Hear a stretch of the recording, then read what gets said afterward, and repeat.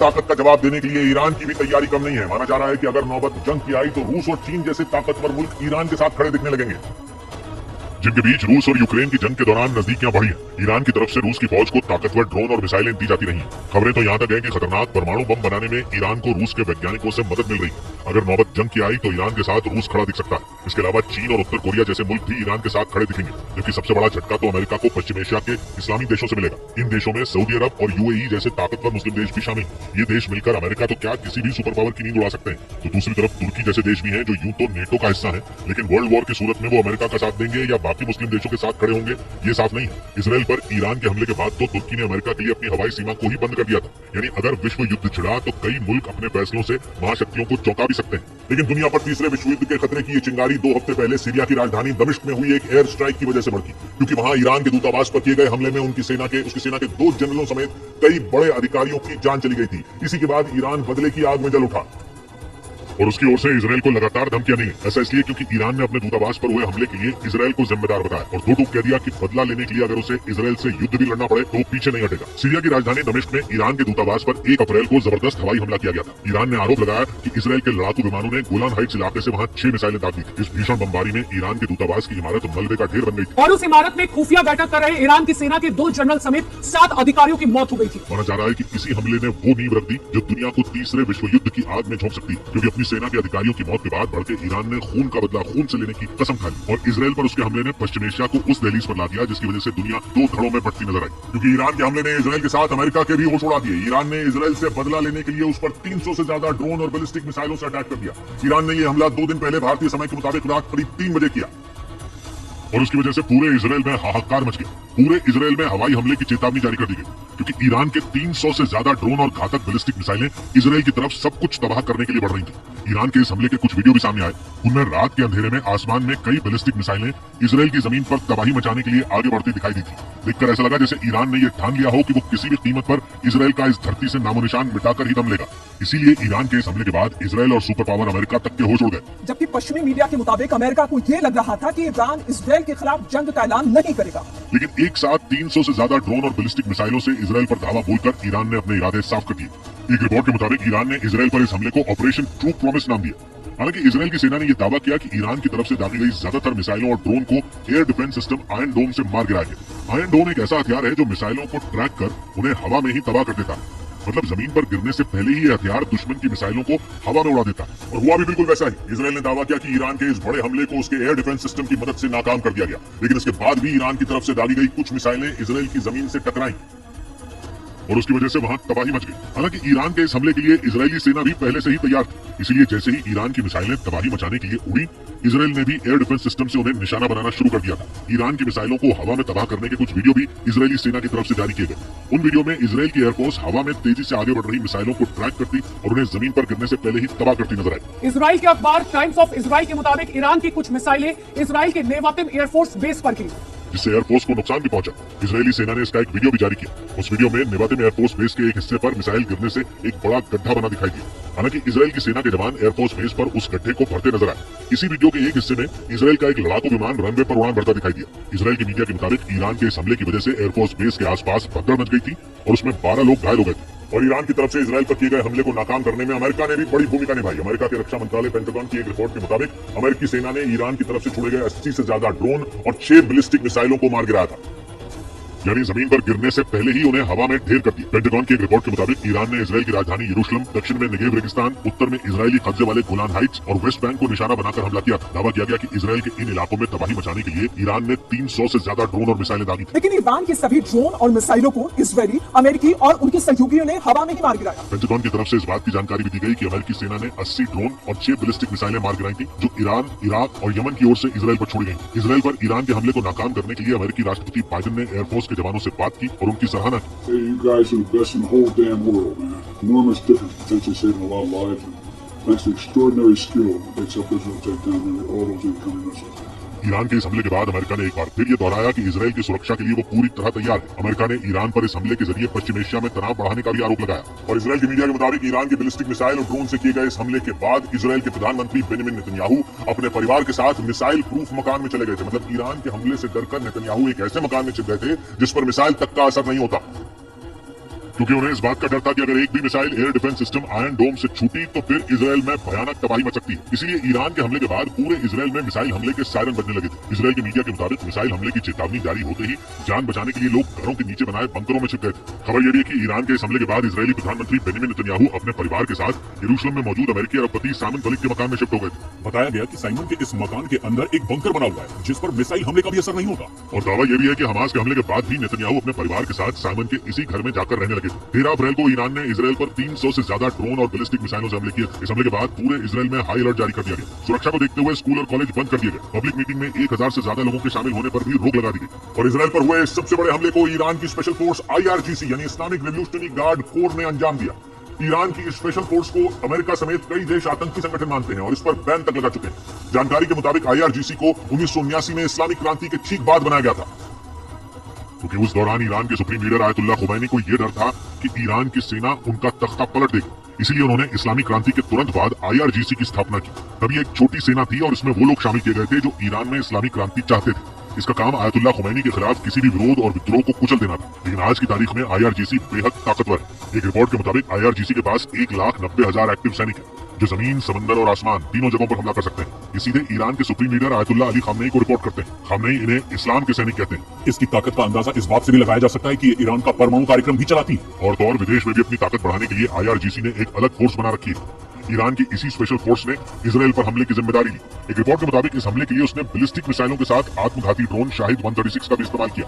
ये एक ऐसा ड्रोन है जो आसमान से बम गिराने के साथ दुश्मन पर खुद भी एक बम की तरह फटता है। लेकिन इजराइल ने दावा किया कि उसने ईरान की मिसाइलों और ड्रोन में 99% को हवा में ही खत्म कर दिया। ईरान ने 2 दिन पहले रात में इजराइल पर 300 से ज्यादा मिसाइलों और ड्रोन से हमला किया था।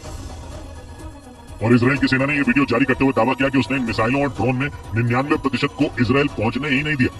इस वीडियो को देखकर लगा कि आसमान में आतिशबाजी हो रही है, लेकिन ये आतिशबाजी नहीं बल्कि 2 मिसाइलों की टक्कर है। इजराइल ने दावा किया कि उसने ईरान की ओर से दागी जा रही मिसाइलों को हवा में ही मार गिराया, क्योंकि उसकी मिसाइलें हवा में ही उनसे टकरा गई और ईरान की मिसाइलें नीचे गिरने से पहले ही खत्म हो गई। इजराइल ने दावा किया कि उसके एयर डिफेंस सिस्टम का इंटरसेप्शन रेट 99% रहा। इसका मतलब यह हुआ कि जैसे ही ईरान ने बैलिस्टिक मिसाइलों और आत्मघाती ड्रोन से हमला किया, इजराइल के एयर डिफेंस सिस्टम ने उनमें 99% को आसमान में ही बर्बाद कर दिया। मतलब इजराइल की सीमा में घुसने ही नहीं दिया। और इसमें इजराइल के आयरन डोम, एरो 3 और सी डोम जैसे एयर डिफेंस सिस्टम ने बड़ी भूमिका निभाई। इजराइल की ओर से जानकारी दी गई कि ईरान ने जो मिसाइलें दागी उनमें कई मिसाइलें ऐसी थी जिनकी रेंज 1700 किलोमीटर थी।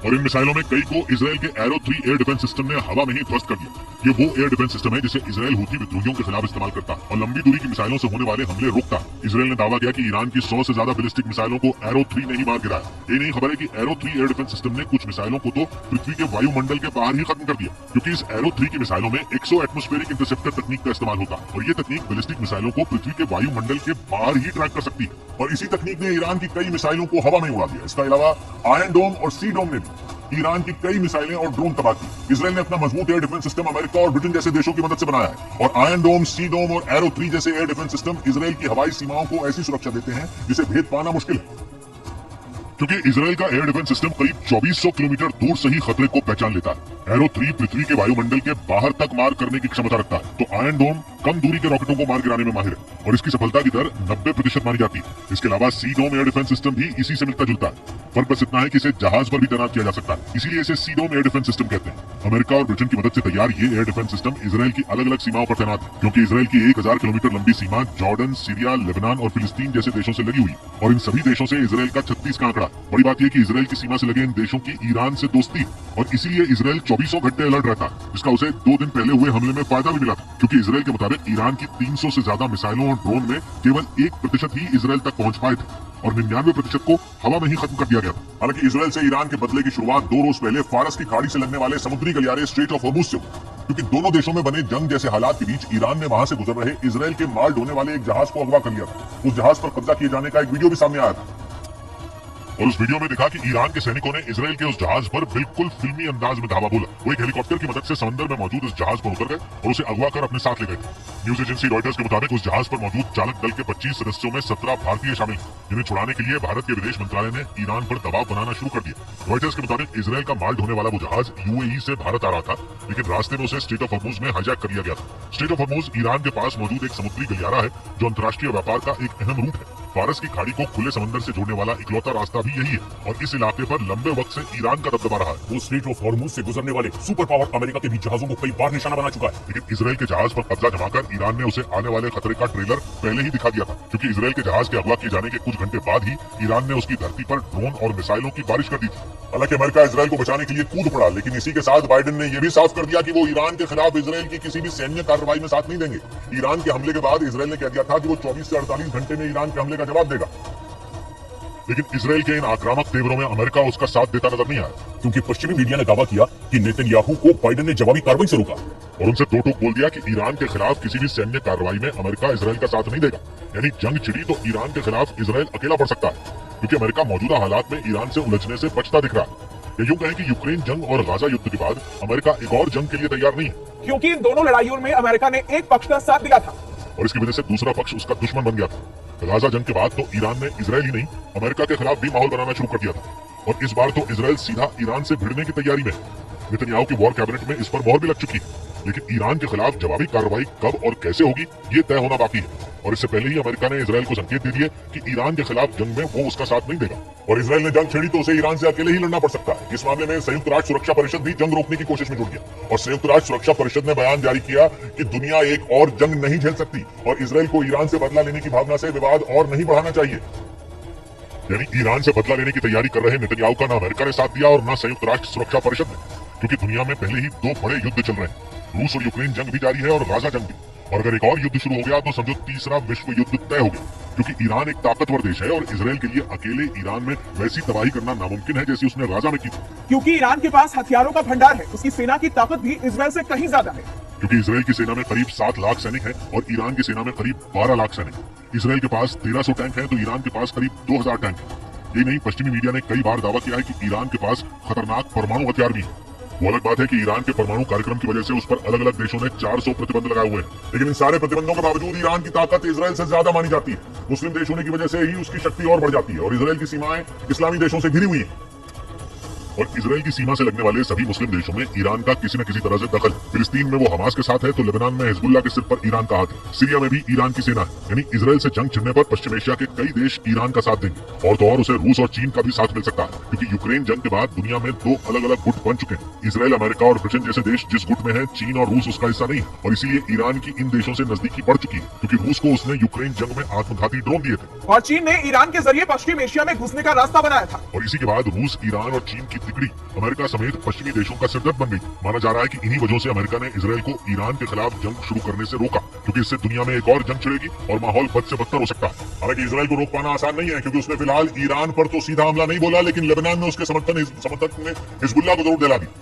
नेतन्याहू ने हिजबुल्लाह की हथियारों की एक फैक्ट्री उड़ाकर बदले की शुरुआत कर दी, क्योंकि ईरान हथियारों से लेकर ट्रेनिंग देने तक हिजबुल्लाह के लड़ाकों का साथ देता आया। इसलिए इसराइल की सेना ने उसके समर्थन वाले चरमपंथी पर धावा बोलकर एक तरह से जंग का ऐलान कर दिया और हिजबुल्लाह की हथियारों की फैक्ट्री पर बड़ी एयर स्ट्राइक कर बदले की कार्रवाई कर दी। इसराइल की फौज ने आसमान से रॉकेट दागे और पूरी फैक्ट्री को एक झटके में मिट्टी में मिला दिया। और ऐसा करके इसराइल की सेना ने ईरान के खिलाफ चाल चल दी, क्योंकि हिजबुल्लाह और ईरान दोनों ही इसराइल के कट्टर दुश्मन हैं। ईरान के समर्थन पर ही लेबनान के चरमपंथी संगठन हिजबुल्लाह का गठन किया गया था, और ईरान के इशारों पर ही हिजबुल्लाह हमास से छिड़ी जंग में इसराइल के खिलाफ मोर्चे पर उतर आया था। यानी इसराइल ने बदला लेने के लिए ईरान पर हमले किए तो हिजबुल्लाह ढाल बनकर खड़ा हो जाएगा। और ये माना जा रहा है कि नेतन्याहू की सेना सबसे पहले ईरान के मददगारों को ही तबाह कर देना चाहती है। इसलिए इसराइल की फौज ने लेबनान के बाल्बेक शहर में ताबड़तोड़ हमले किए और हिजबुल्लाह की हथियारों की फैक्ट्री को नेस्तनाबूद कर दिया। और यह हमला ईरान के खिलाफ इसराइल के बदले की शुरुआत बताया गया। और इसी के बाद 500 साल पुरानी एक भविष्यवाणी की चर्चा फिर तेज हो गई। ये भविष्यवाणी दुनिया के सबसे बड़े भविष्यवक्ता माने जाने वाले नॉस्ट्राडामस ने की थी।